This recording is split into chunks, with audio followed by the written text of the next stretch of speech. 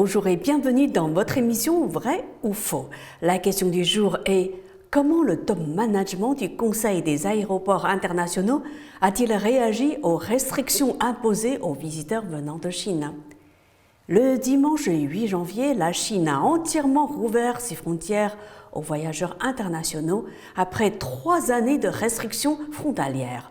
À l'avenir, les voyageurs ne seront plus soumis à une quarantaine, mais ils doivent fournir un test Covid-19 négatif dans les 48 heures précédant le vol.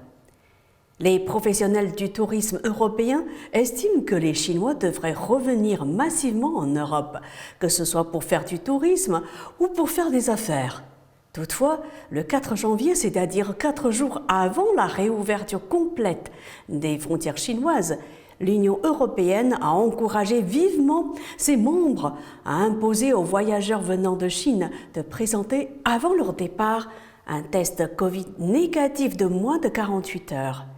Les États sont d'ailleurs encouragés à compléter le test négatif exigé à l'embarquement en Chine par des tests aléatoires à l'arrivée sur le sol européen, avec un séquençage des résultats positifs afin d'identifier d'éventuels nouveaux variants. Les 27 sont également incités à tester les eaux usées des aéroports accueillant des vols internationaux et celles des avions arrivant de Chine, avec un séquençage génomique. Pour sa part, la France a annoncé sa décision allant dans ce sens. En testant, en séquençant, en établissant des contrôles aux frontières. C'est ce que le gouvernement a décidé de faire dans nos aéroports dès demain, pour les avions arrivant de Chine où l'épidémie bat son plein et où nombre de restrictions ont été relâchées. Comme la France, une dizaine de pays ont adopté ces mesures de restriction. Mais Pékin les a condamnés avec fermeté et n'a pas exclu de prendre des contre-mesures. Les autorités chinoises viennent de priver de visa le Japon et la Corée du Sud. Récemment, Mandarin TV a interviewé Stefano Paronzi, directeur général du Conseil international des aéroports pour l'Asie-Pacifique. Le Conseil international des aéroports est la principale organisation professionnelle fédérant les sociétés aéroportuaires mondiales. Son siège est au Canada. C'est une organisation à but non lucratif dont les principales préoccupations sont relatives aux intérêts des gestionnaires aéroportuaires et à la promotion de l'excellence professionnelle dans la gestion et l'exploitation des aéroports. Revenons maintenant à Stefano Paronzi, directeur général du Conseil international des aéroports pour l'Asie-Pacifique. Il pense que les mesures de restriction imposées aux visiteurs venant de Chine ne sont pas scientifiquement justifiées.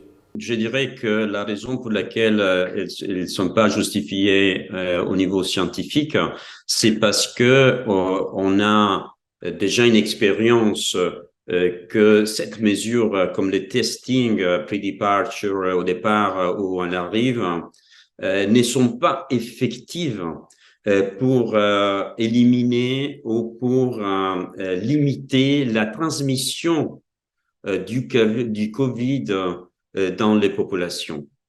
Or, si l'objectif, c'est plutôt d'identifier ou séquencer une nouvelle variante, il y a des façons différentes pour faire ça. Donc, je dirais qu'une meilleure surveillance et coopération entre les États avec la coopération et le soutien de l'OMS et de l'OACI, c'est le meilleur pour aborder ces défis.